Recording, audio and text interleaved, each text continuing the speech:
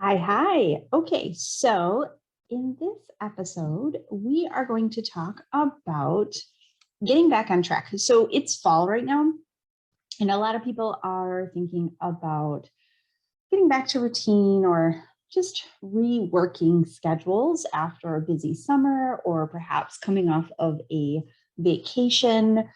Whatever the reason, right? There are a few times through the year where we think about getting back to basics or back on track. In fall, September, that seems to be one of the big times of the year for this. So today I want to walk you through some mistakes that I see and give you the tools that you need so that you can be successful in going forward with getting kind of getting back to habits that are serving you instead of starting with a whole clean slate. So that's where I want to begin. I want to begin with the fact that when you are thinking about going back to basics or getting back on track or starting a new lifestyle plan or whatever it might be, right? So starting your weight loss journey or starting, maybe you've been diagnosed with something like prediabetes and you want to work on that. The thing that most people do that is setting you up for failure right off the bat is to think about a clean slate, right? So I have to eat all the junk food in my house or throw it all away, go to the grocery store and start over with a whole fresh, packed fridge full of veggies, get, all of the weird whole grain foods that you're never going to eat anyway, that, you feel like the healthy foods, get new sneakers, get a gym membership, do all of those things that you feel like are going to start you out fresh. So while there's something pretty, I don't know, inspiring about that clean slate feeling, it's actually not serving you and here's why, because first of all, it's really overwhelming. It's overwhelming to have to come up with, 7 new dinners, 7 new lunches, 7 new breakfasts, and do that every single week. And then make sure that you have all the food for all of that and everything to go along with it. Or a 7-day workout plan that, when are you going to fit that in? When are you going to do it? All of that. So it's really overwhelming if you try to do the clean slate method. It sets you up to feel like you're doing something wrong, like what you're doing is wrong and none of it, you can't keep any of it because none of it is right. So that's another problem with that kind of clean slate method. It's overwhelming, it's not sustainable. It makes you feel like, your way has been bad or wrong all along. And it's really time consuming to do that. So there are better ways to get yourself realigned with your goals and because I don't want to keep saying get back on track, but to get to this place of feeling healthier and working towards your healthy goals. Now, the very, very first thing that I always work with my clients on is figuring out where you are. Until you know where you are, how the heck do you know where you're going? So the very first thing that you need to do when you're thinking about getting quote unquote back on track is to build awareness. All right. So you have to know where you are, what you're doing now, because a lot of the things that you're doing now, they define you. They're part of your identity. They work for you, right? So for example, for me, part of my fitness routine and what kind of keeps me motivated and moving is my daily dog walk. That defines me. If I didn't have that, I would be moody. I would feel kind of lost. So it's more than just the fitness aspect of the walking the dog. It's that getting out into the nature and seeing people around that I see every day, waving at all the other dogs and she heard her name. And so here she comes, so all of that is part of my identity. If you ask anybody in my neighborhood, who that crazy lady is walking the dogs, they all know, they all know that it's me. It's part of my identity. So, and I see this with clients too. So a lot of times part of your identity might be that you love pasta, you love to cook. Where I happen to live, we are a big football community. So Sundays are football Sundays, and so that is a huge piece of people's identity. If you try the clean slate method, you're tempted to give those things up. And then not only are you struggling to do things new, but then at the same time, you're also really, really struggling because you've lost a piece of yourself. So begin with building awareness. What are the things that define you? What are the things that are working for you? Because I guarantee you, there are a lot of things that you're doing that are just fine, that you don't need to change. Doesn't matter what it says on the Google, there are a ton of things that you're already doing that are going to get you where you need to be. Maybe they just need to be tweaked a little bit. Maybe it's something else that's holding you back. So the first thing is try not to adopt that clean slate method. The second mistake that I see people do is taking on too much. So trying to start a new exercise plan, give up sugar, eat a whole bunch of fish, like all of the things, right? So trying to do a million things at once, again, it's overwhelming. It's not going to help you. So, be aware. So this is part of that building awareness piece, being aware of what you're doing now that works for you, and hold on to that and find that one thing, find that big thing that's not working for you. And just focus on that for a while. So just take on one thing at a time. You don't need to do everything. You don't need to rewrite your entire life plan. Just find that one thing that's not working and keeping you from getting you to your goal. So maybe you like to go out on Friday nights and you go out, you have happy hour drinks, 2 for $1. And with that, you have chips and salsa at the bar, because why not? It's free. And then after that, you have your meal, and then maybe another drink in there, and sitting around, hanging out with your friends. There might be some bar snacks afterwards, or even getting dessert. So part of your identity, part of what you enjoy is that going out on Friday night. But do you really need all of those things? So going to the bar is not serving you. So maybe you can rotate it at houses, right? Instead of going to the bar where you're tempted by everything, maybe make Friday night dinners a potluck and go to friends' houses.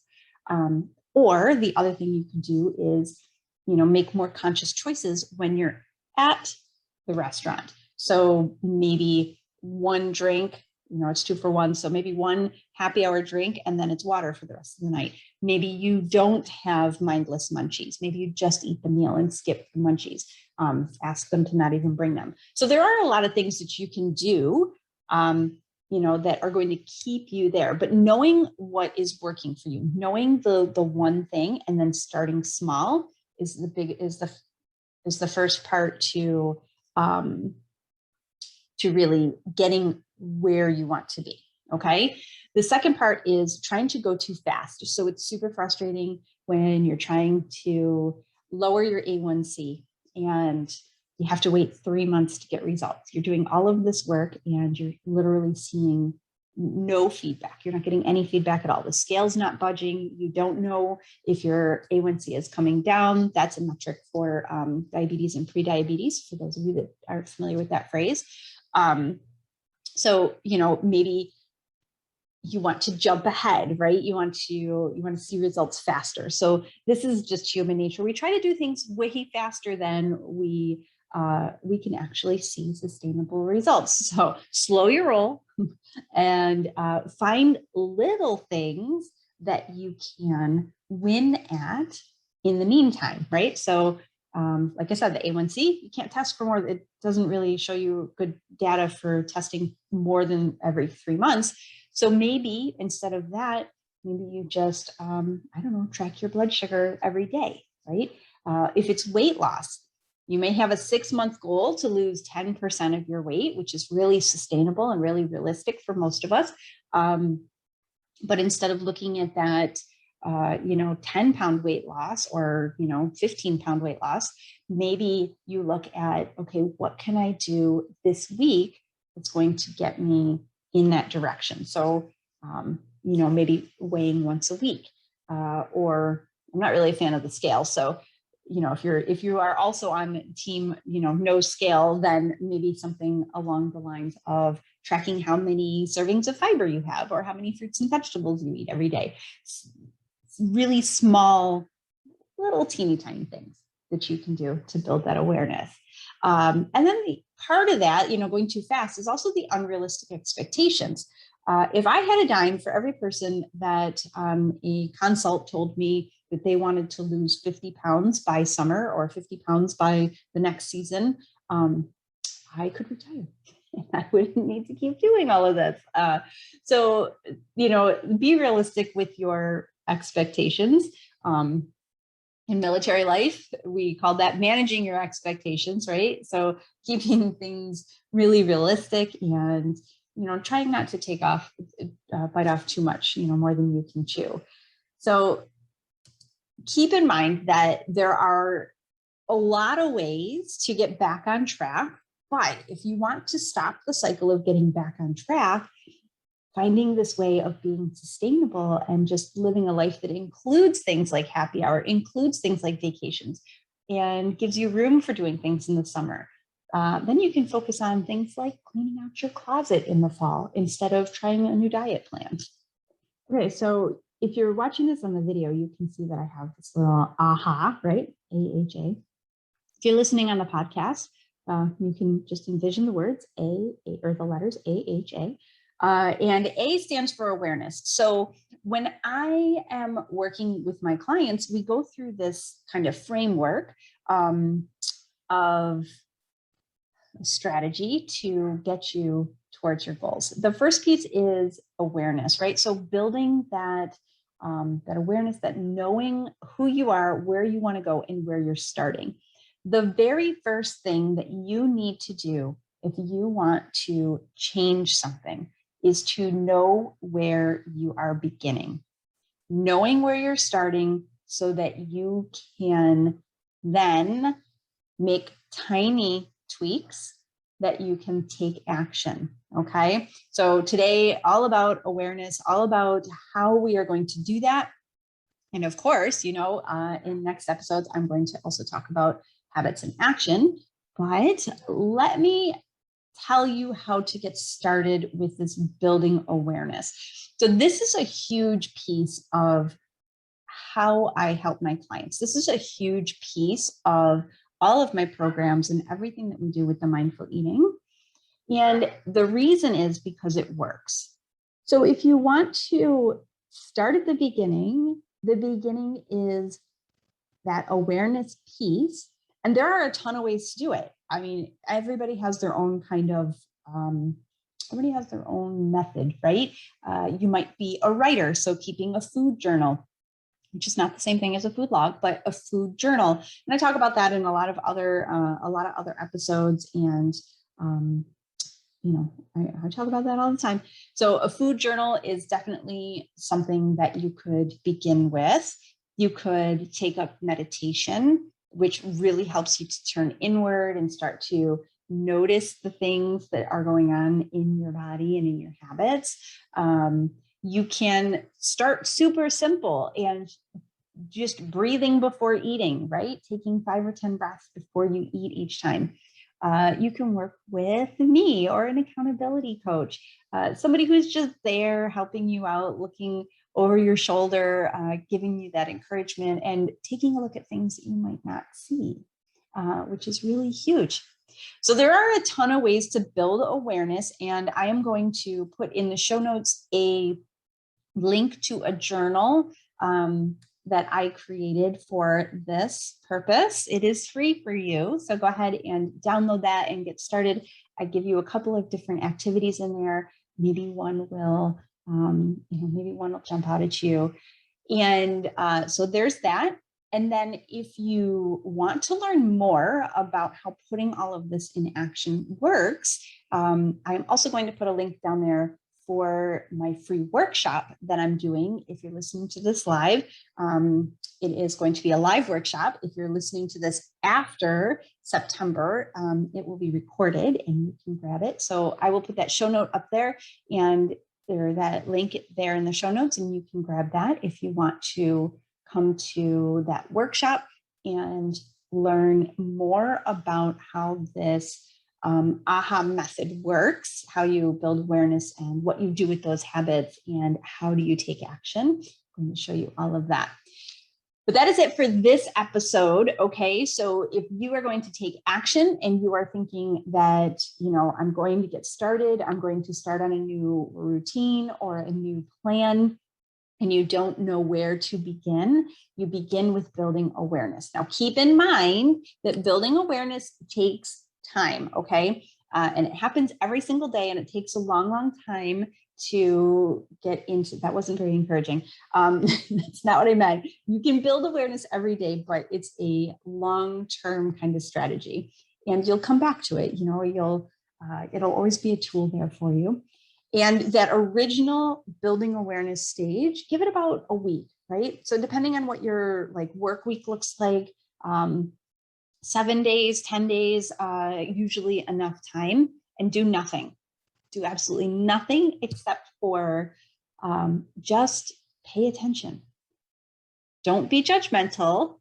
I just said that very judgmentally, but just write down what you notice. Write down what comes up to you. How are you, what does breakfast look like? How are you hungry? Do you not like it? Is it serving you? Is it working towards your goal? And then kind of move throughout your day like that. What does lunch look like? All of, throughout the day. What does your fitness habit look like? Just notice. You could do it in your calendar. If you work in an Outlook, you can just kind of keep track of what you're doing, and then notice what comes up. It's very probable that something is going to jump out at you and you're going to say, oh, that is probably keeping me from reaching my goals. Of course, that's what I'm here for. But then repeat as often as you need to, right? You can come back to this process, whatever you choose, meditating, breathing, journaling, whatever. You can do it as often as you need to. And that's how you keep going. You keep looking for new things that aren't serving you, new things that have become misaligned, and you retweak them. So I apologize if you guys can hear my dog barking in the background. She's going crazy for whatever reason today. But this is now kind of the first step. There are more to come. So make sure you tune into the podcast every week for those for the next couple of weeks. I'm going to walk you through a couple more steps as we go through the rest of this month and into the fall. And if you have questions, always know that you guys can email me or reach out in a message on Instagram. I'm happy to chat out with you, and you can always set up a coffee chat.